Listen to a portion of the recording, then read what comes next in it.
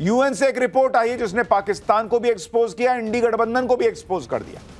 संयुक्त राष्ट्र की सबसे ताकतवर बॉडी सिक्योरिटी काउंसिल ने अपनी रिपोर्ट में पहलगाम हमले में टीआरएफ यानी द रेजिस्टेंस फ्रंट का नाम ले लिया है। यह पाकिस्तान के आतंकवाद के खिलाफ भारत की बड़ी कूटनीतिक जीत है। इस रिपोर्ट में और क्या क्या है, कैसे राहुल गांधी और इंडी गठबंधन का नैरेटिव जो है वो धुआं धुआं हो गया, इससे आगे आपको बताऊंगा। इसके साथ ही यह भी बताऊंगा कि आज ऑपरेशन सिंदूर को लेकर संसद में क्या क्या हुआ है, कैसे आतंकवाद, पाक, चीन, राहुल गांधी के हर नैरेटिव की टीम मोदी ने चुन चुन कर धज्जियां उड़ाकर रख दी है। अमित शाह को चलती संसद में क्यों कहना पड़ा है, खुला ऐलान करना पड़ा है कि बॉस हिंदू कभी आतंकी हो ही नहीं सकता। राहुल गांधी ने कैसे खुद अपनी पोल खोल दी है, मोदी को घेरने के चक्कर में ट्रंप की टीम से खेलने का खुलासा कर दिया क्या, आज सब आपको दिखाऊंगा। लेकिन पहले आज जो हुआ है उसका एक ट्रेलर देखिए।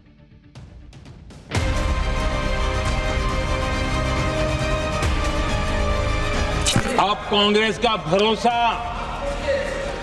पाकिस्तान के रिमोट कंट्रोल से बनता है और बदलता है। अगर पीएम ने बोल दिया तो फिर वो खुल के बोलेगा और वो पूरी सच्चाई रख देगा। सर, मैं उनको कहना चाहता हूं वो कान खोल के सुन लें। एक भी फोन कॉल प्रेसिडेंट ट्रंप और प्राइम मिनिस्टर मोदी के बीच में नहीं। ठोक दो से मैं क्या समझूं? जो यूपी में हो रहा था वही होगा। ये नाम सिंदूर दिया क्यों? सिंदूर तो उजड़ गया लोगों का। Trying to polarize the situation कि ये हिंदू वर्सेस मुस्लिम लड़ाई है। हिंदू कभी टेररिस्ट नहीं हो सकता। शिवाजी महाराज की सेना का युद्ध घोष था, हर हर महादेव। कल जब से नरेंद्र मोदी और राहुल गांधी ने लोकसभा में अपनी अपनी बात रखी, तब से यह क्लियर हो चुका था कि अब लड़ाई इस बात की है कि आतंकवाद के खिलाफ कौन कितनी सख्ती से लड़ा, किसने कितनी नरमी दिखाई, किसने सेना के हाथ बांधे, किसने सेना को छूट दी, किसने आतंकवाद से लड़ने पर पॉलिटिकल विल दिखाया, किसके अंदर आतंकवाद से लड़ने की इच्छा शक्ति नहीं थी। राहुल गांधी ने कल कहा था कि क्या आतंकवाद की कोई घटना होगी तो युद्ध छेड़ दिया जाएगा क्या? क्यों नहीं छेड़ा जाएगा बॉस? लेकिन अब ऐसी ही बातों को कांग्रेस और इंडी गठबंधन के दूसरे लोग आगे बढ़ा रहे हैं। कोई कह रहा है कि ऑपरेशन महादेव नाम क्यों रखा, क्यों महादेव से भी दिक्कत हो गई इन लोगों को। कोई कह रहा है कि आज ही कैसे मार दिया आतंकी को। कोई कह रहा है कि ऑपरेशन सिंदूर क्यों नाम रखा। कोई कह रहा है कि पहलगाम के आतंकी संसद में बहस के दौरान ही क्यों मारे गए। मतलब कुछ भी बोलने पर आ गए हैं ये लोग। कांग्रेस नेता तो एक कदम आगे निकल गए, वो आतंकवाद के खिलाफ एक्शन में धर्म का एंगल खोज के ले आए। आप खुद सुनिए कि कांग्रेस नेता पृथ्वीराज चव्हाण क्या कह रहे हैं, फिर बताऊंगा कि आज संसद में अमित शाह ने इस पर क्या जवाब दिया। ऑपरेशन के नाम तो धार्मिक आधार पर देने के सिवा उनको कुछ आता नहीं, क्योंकि उनको हर सरकार की जो काम जो भी सरकार करती है उसमें कोई रिलीजियस फंडामेंटलिज्म और हिंदुत्व मिलाना चाहती है। मैं नहीं समझता, मैंने कई सारे दुनिया के लड़ाइयों के बारे में पढ़ा है, मैं कोई इतिहासकार नहीं हूं, लेकिन कहीं भी दूसरे महायुद्ध के दौरान हो या कोई और, कभी भी किसी ने क्रिश्चियन धर्म का किया हो या इजरायली करे हो, मैं नहीं समझता। लेकिन हमारे यहाँ हर एक हिंदुत्व की कोई फिगर से नहीं, they are trying to polarize the situation कि ये हिंदू वर्सेस मुस्लिम लड़ाई है। क्या है तो आप बताइए कि हिंदू, इसलिए याद सिंदूर का क्या मतलब है? सिंदूर तो सिर्फ हिंदू कॉन्सेप्ट है, ये कोई दुनिया में तो कोई कॉन्सेप्ट है ही नहीं। इन लोगों को ऑपरेशन महादेव क्यों रख दिया, इससे दिक्कत हो रही है कांग्रेस वालों को। ऑपरेशन सिंदूर क्यों रख दिया, इससे दिक्कत है। प्रियंका वाड्रा को कल साबित करना था कि जो मरे पहलगाम में वो इंडियन थे, भारतीय थे, वो हिंदू पहचान जो है उनकी देख के नहीं मारा गया था। क्यों प्रॉब्लम है इन लोगों को? क्यों ऑपरेशन महादेव नाम नहीं हो सकता? क्यों ऑपरेशन सिंदूर नाम नहीं हो सकता? वो हिंदू देख के मार रहे हैं, यहां नाम भी आप जो है वो इनके हिसाब से पूछ के रखिए। कांग्रेस नेता पृथ्वीराज चव्हाण के इस बयान का जवाब गृहमंत्री अमित शाह ने आज दिया। अमित शाह ने राज्यसभा में बताया कि हर हर महादेव सिर्फ धर्म का नारा नहीं है, यह नारा शिवाजी महाराज की सेना का युद्ध घोष था, जो भारत की ताकत और भारत के एक्शन का लेने का प्रतीक है। और सेना में कई जगहों पर युद्ध घोष जो है वो कई भगवानों से जुड़ा हुआ है। जय श्री राम बोला जाता है, मां दुर्गा के बारे में बोला जाता है। तो क्या सेना कम्युनल हो गई क्या इनके हिसाब से? सुनिए अमित शाह क्या कह रहे हैं। पृथ्वीराज चौहान साहब का इंटरव्यू आ गया। उन्होंने कहा ऑपरेशन का नाम धर्म के आधार पर रखने के अलावा इनको कुछ नहीं आता है। उनको मालूम नहीं है हर हर महादेव सिर्फ धर्म का नारा नहीं है।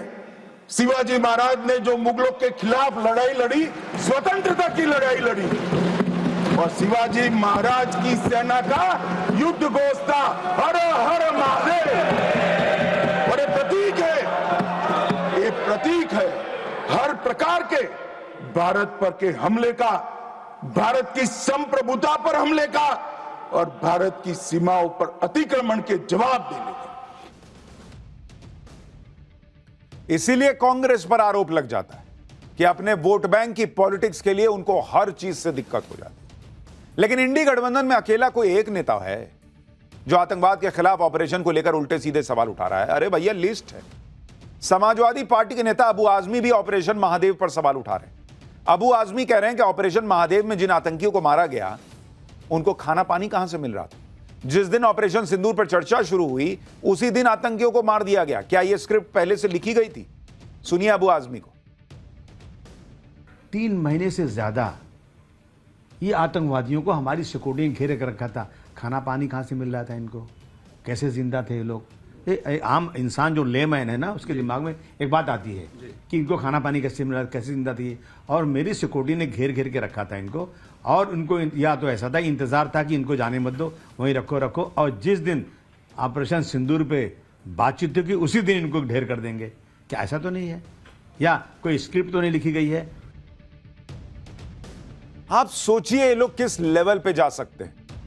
मतलब अमित शाह, नरेंद्र मोदी स्क्रिप्ट लिखते हैं इनके हिसाब से कि एक काम करना, संसद का जब सत्र शुरू होगा तब मार देना, और सेना इनका स्क्रिप्ट के हिसाब से काम करती है।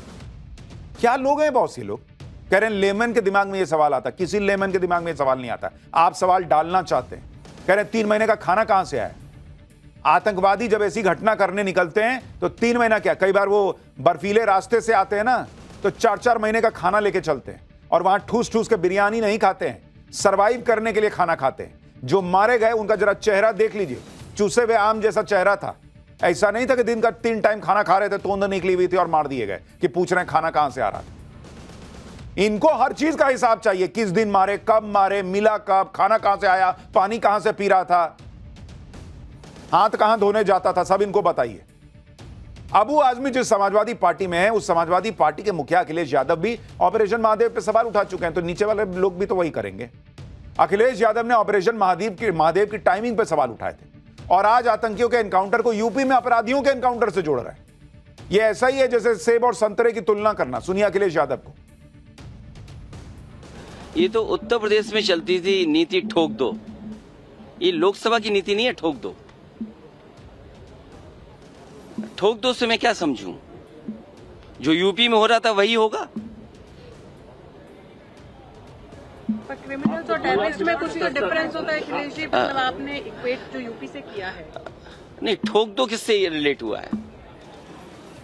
अगर कोई ये बता सके कि ठोक दो किससे रिलेट हुआ है। 2014 से पहले और अगर ये बात टेररिस्ट मारे गए हैं तो फिर एक बार इंटेलिजेंस फेलियर हुआ है। टेररिस्ट मारे गए हैं तो इंटेलिजेंस फेलियर हुआ है। कोई है इस बात का तर्क आपको दिखता है? पहले इन्होंने कहा कि ऑपरेशन सिंदूर किया, वो सफल नहीं हो रहा है ढंग से इनके हिसाब से। उसके बाद कहे कि अच्छा ऑपरेशन सिंदूर तो कर दिया, पहलगाम के आतंकी अब तक क्यों नहीं मारे, मार दिए तो फलाना दिन ही क्यों मारे। और अब कह रहे हैं कि भाई ठोक दिया। ठोक दो का क्या मतलब? क्यों ठोक दिया तो आपको क्या दिक्कत? आतंकी ठोक दिए गए, उनका माथा फोड़ दिया गया, खोपड़ी खोल दी गई, इससे आपको क्या दिक्कत हो रही है भाई? ठोक दिया, जमीन में गाड़ दिया, कुछ भी किया, आपको दिक्कत क्या है? भारतीय के तौर पे तो आपको खुश होना चाहिए कि जिन 3 लोगों ने हिंदू धर्म हो के हो नहीं हो पूछ के मारा, भारतीयों को मारा, हिंदुओं को मारा, उनको जो है ऊपर भेज दिया गया। ठोक दो, उससे भी दिक्कत है। ऑपरेशन सिंदूर पर इंडी गठबंधन के नेताओं में जैसे अतरंगी बयान देने की होड़ लगी थी। समाजवादी पार्टी में तो भाई एक से एक हैं, जया बच्चन सांसद हैं, कह रही हैं कि ऑपरेशन का नाम ऑपरेशन सिंदूर क्यों रखा? सिंदूर तो उजड़ गया था, तो यह नाम क्यों रखा? सुनिए एक बार इनको। ये नाम सिंदूर दिया क्यों? सिंदूर तो उजड़ गया लोगों का, जो मारे गए, जिनकी पत्नियां रह गईं। ये नाम सिंदूर दिया क्यों? सिंदूर तो उजड़ गया लोगों का, जो मारे गए, जिनकी पत्नियां रह गईं। इन लोगों को हर चीज से दिक्कत है बॉस। ऑपरेशन सिंदूर क्यों नाम दिया? क्योंकि सिंदूर तो उजड़ गया था। अरे उसी सिंदूर का बदला लेने के लिए ऑपरेशन सिंदूर लॉन्च हुआ बॉस, जिसको उजाड़ा गया था। यह कौन सा रॉकेट साइंस है समझना? विपक्ष ऑपरेशन महादेव, ऑपरेशन सिंदूर के नाम तक पे सवाल उठाने पर आ गया है और ऑपरेशन के दौरान हुए एक्शन पर तो संदेह जता ही रहा था। उधर आज सेना ने एक और ऑपरेशन कर दिया। इस ऑपरेशन का नाम है ऑपरेशन शिव शक्ति। सेना ने पुंछ जिले में कल रात एक बड़ा ऑपरेशन किया। ऑपरेशन में घुसपैठ करने वाले 2 आतंकियों को ढेर कर दिया गया। यह आतंकी अंधेरे का फायदा उठाकर घुसपैठ की कोशिश कर रहे थे। सेना को पहले से इनपुट मिल गया था। सेना ने जबरदस्त ऑपरेशन किया। दोनों आतंकियों के लश्कर तैयबा से जुड़े होने की आशंका है। सेना के अलावा जम्मू कश्मीर पुलिस भी इस ऑपरेशन में शामिल थी। इतना ही नहीं, भारत में आतंकियों और उनके इकोसिस्टम, उनके स्लीपर सेल्स के खिलाफ किस तरह से एक्शन होता जा रहा है, उसकी ताजा तस्वीर आपको दिखाता हूं। गुजरात एटीएस ने बेंगलुरु से शमा परवीन नाम की महिला को गिरफ्तार किया है, जिस पर आरोप है कि वो भारत में अल कायदा का, वो ओसामा बिन लादेन वाला अल कायदा, उसका टेरर मॉड्यूल भारत में चला रही थी। गुजरात में कुछ दिनों पहले एटीएस ने अल कायदा मॉड्यूल के 4 आतंकियों को गिरफ्तार किया था। उन्हीं की निशानदेही पर शमा परवीन को अरेस्ट किया गया है। शमा अल कायदा भारत में आतंकियों का स्लीपर सेल और उनके मददगारों को तैयार करने में जुटा हुआ था, जिनका भारत के खिलाफ अभियान चलाने से लेकर आतंकी हमलों में इस्तेमाल किया जाना था। शमा परवीन की गिरफ्तारी से कई और खुलासे हुए। नौजवानों को अपने पाले में लाने के लिए आतंकी नेटवर्क AQIS यानी अल कायदा इन इंडियन सब कॉन्टिनेंट महिलाओं का इस्तेमाल कर रहा है।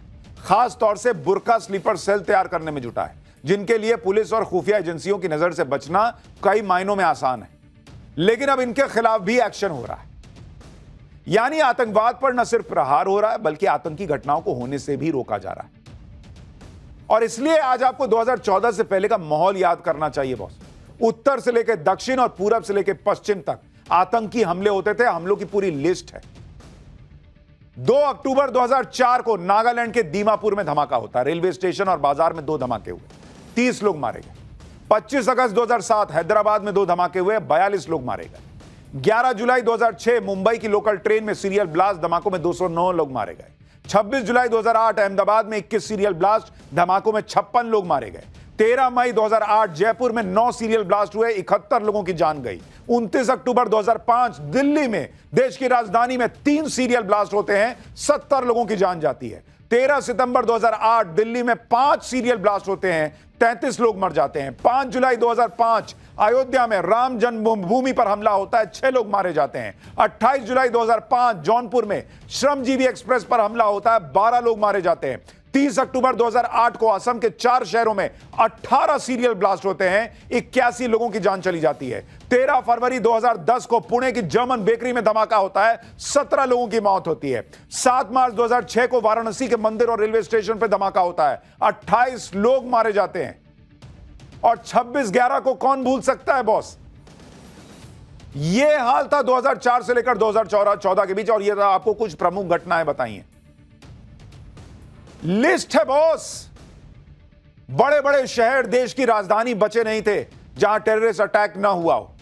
जब देश के अलग अलग इलाकों में आतंकी हमले होते थे, वो दौर था 2004 से 2014। सीरियल ब्लास्ट होते थे, रेलवे स्टेशन, बस स्टैंड, बाजारों में अनाउंसमेंट होता रहता था कि अनजान चीज को मत छूइएगा, बम हो सकता है। आपने सुना है क्या 2014 के बाद से वो अनाउंसमेंट?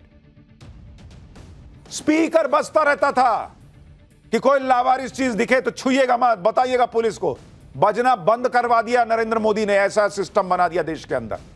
स्लीपर सेल की कमर तोड़कर रख दी। आज ये नहीं सुनाई देता ना, तो उसकी वैल्यू समझ में नहीं आती है लोगों को। वो दौर था 2004 से 2014 के बीच, डस्टबिन उल्टे करके रखे जाते थे कि कहीं डस्टबिन में आतंकी बम रख के ना चले जाएं।